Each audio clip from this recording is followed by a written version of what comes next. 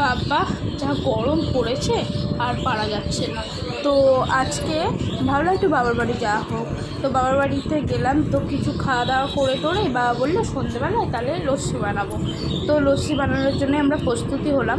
আমরা ফ্রিজে আগেই বরফ জমিয়ে রেখেছিলাম, সেটাই একটা কন্টেনারে মানে বাবা বরফটাকে মানে মানে ভাঙছে, যেটাকে বলে তোমরা দেখতেই পাচ্ছ।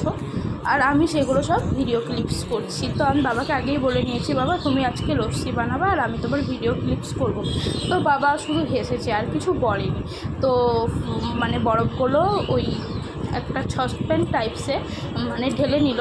তারপরে মিক্সিতে এবার মানে মিক্সার মেশিনে এবার বরফগুলো মানে দেবে, দই দেবে, সবই দেখতে পাবে। যা যা মানে দিচ্ছে তোমরা সবই দেখতে পাবে।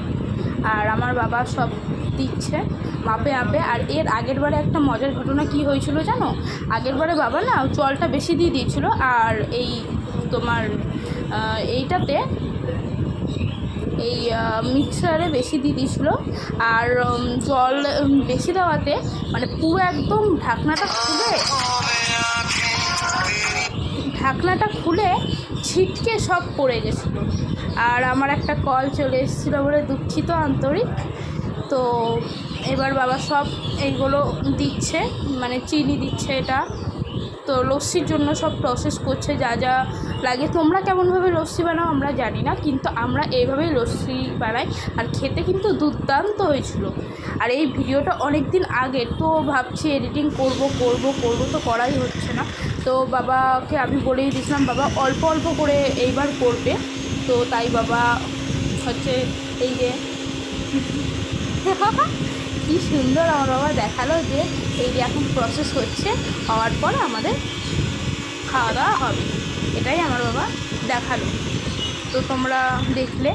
আর এই দেখো কি সুন্দর হয়েছে, তাই না? এখনই আমার মনে হচ্ছে মানে এক গ্লাস খাই, কিন্তু কী করব, আর ভিডিও আছে, খাওয়ার মতো তো এখন নেই। আর দোকানে হচ্ছে কি যে খাওয়াই যায়, কিন্তু বাবা এত সুন্দর বানিয়েছিল। তো আমার বাবাকে বলেছে আরেকদিন যখন মানে বাবার বাড়ি যাব তখন এটা আরেকদিন বানাবে। তো বাবার বাড়িতে যাওয়া হয় কিন্তু ওইভাবে থাকা হয় না।